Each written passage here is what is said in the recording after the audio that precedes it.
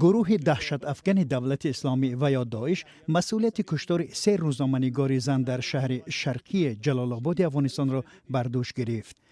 گروه سایت اینتلیجنس که فعالیت‌های جنگجویان را در شبکه‌های اطلاعاتی پیگیری می‌کند نوشته است که دوم مارس همپیمان‌های افغانی داعش در شهر جلال آباد ولایت شرقی ننگرهار 3 زن خادمان شبکه‌های تلویزیونی انیکاس تیوی را به قتل رساندند. به قبل مأموریت انیکاس تیوی آنها خانم‌های از 18 تا 20 ساله بوده اثنای بازگشت از کار به خانه هدف تیر قرار گرفتند. متاسفانه 3 خواهرمان و 2 شخص ملکی به شهادت رسیدند. تروریست با نام قاری بصیر که رهبر حمله بوده است دستگیر شد.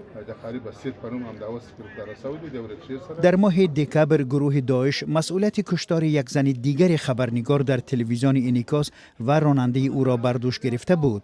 ماه‌های اخیر در برابر مذاکرات صلح حکومت افغانستان و طالبان در قطر حمله‌ها بالای روزنامه‌نگاران، فعالان جامعه شهروندی و منصبداران افغان افزایش یافته است. حامیان حقوق میگویند هدف از این حمله‌ها خاموش نمودن صدای مستقل و جامعه شهروندی میباشد. آنها می‌افزایند با آغاز عملیات نیروهای بین المللی زیر رهبری ایالات متحده آمریکا و برکناری حکومت طالبان در سال 2001 در افغانستان حقوق زنان و آزادی سخن رشد نموده است.